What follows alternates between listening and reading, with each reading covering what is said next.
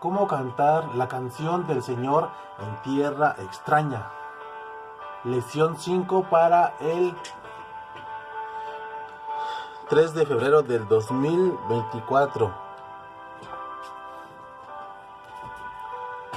El versículo de memoria es Salmo 137:4.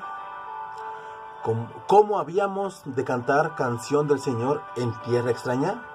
Esa es la pregunta que se hacían los israelitas cuando estaban en cautiverio.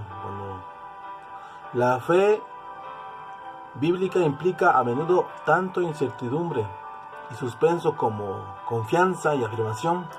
A veces la incertidumbre y el suspenso, especialmente ante el mal y la aparente ausencia de Dios, puede ser casi insoportable. ¿Cómo podemos cantar cuando sentimos que Dios no está a nuestro lado? Cuando sentimos que Dios nos falla, pero siempre debemos tener esa fe, esa confianza de saber, de sentir que Dios está siempre con nosotros. Y aunque haya incertidumbre, no debemos de dudar de Dios, de su carácter amoroso y justo y de su fidelidad. Los salmistas pueden tener dudas sobre el futuro, pero a menudo apelan al amor y la fidelidad inquebrantables de Dios.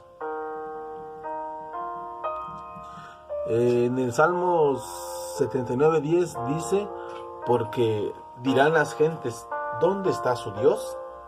Sea notoria en las gentes, delante de nuestros ojos, la venganza de la sangre de tus siervos que fue derramada. Cuando el rey Nabucodonosor destruyó el templo y arrasó Jerusalén, el pueblo de Dios quedó totalmente confundido. ¿Hasta cuándo permitiría Dios el sufrimiento? ¿Hasta cuándo la victoria de los impíos? ¿Hasta cuándo el nombre de Dios blasfemado? ¿Hasta cuándo no perdonará el pecado? ¿Hasta cuándo permanecerá en silencio? Y así sucesivamente nos hacemos varias preguntas. ¿Por qué Dios, si es un Dios de amor, por qué existe el odio? ¿Por qué si es un Dios de misericordia, por qué existe la maldad, el llanto, el sufrimiento? ¿Por qué? Y nos preguntamos por qué, y parece que no tenemos respuesta de Dios. Parece que Dios se queda callado. Pero Dios ha dado las respuestas a todas nuestras preguntas en momentos de incertidumbre, en momentos de sufrimiento, en momentos en los cuales nos sentimos solos.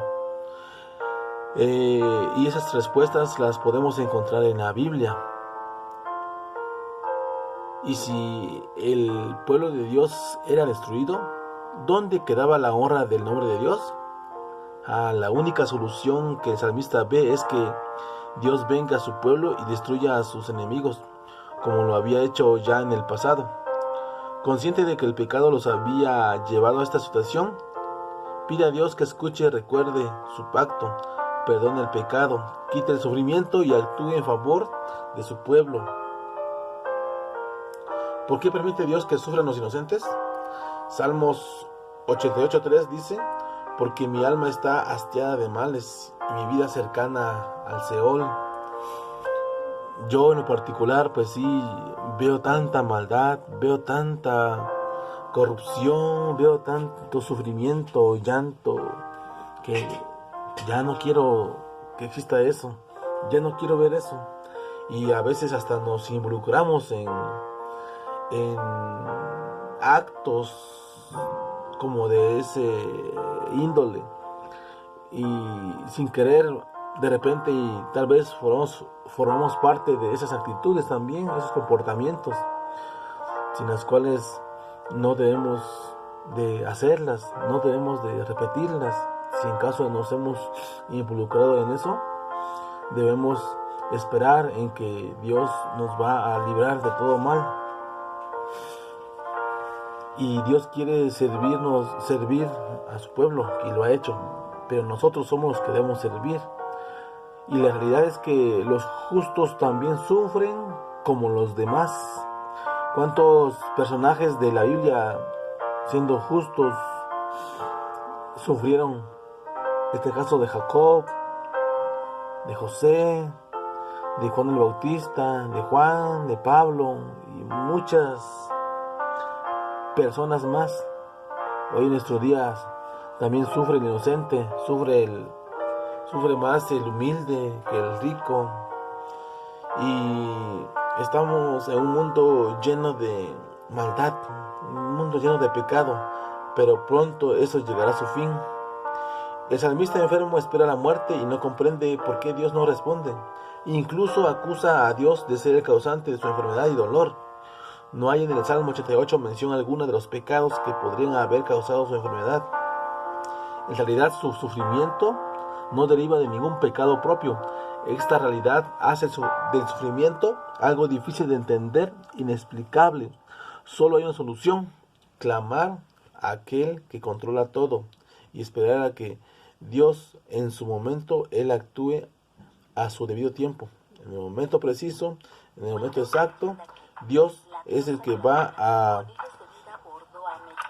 Dios es el que nos va a librar de todo mal. Por eso es que tenemos que estar confiados en que Dios es Dios y va a estar de nuestro lado.